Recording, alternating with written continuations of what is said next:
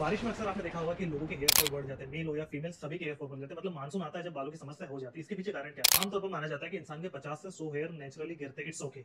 लेकिन जब मानसून होता है, रेनी सीजन होता है, तो 250 से 300 हेयर भी गिरने लग जाते हैं। बारिश में देखा होगा लोगों के बाल बहुत ही ब्रिटल हो जाते हैं, मॉइस्ट हो जाते हैं, गीले हो जाते हैं, सूखे रूखे सूखे हो जाते हैं। मतलब कुल मिलाकर इसके कारण हेयर फॉल हो जाता है। तो इसके पीछे कारण क्या है?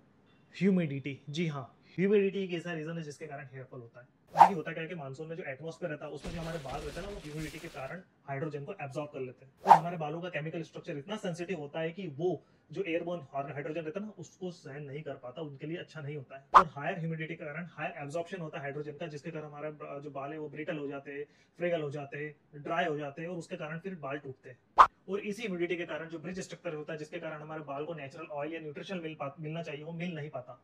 तो इसे बचाएं कैसे?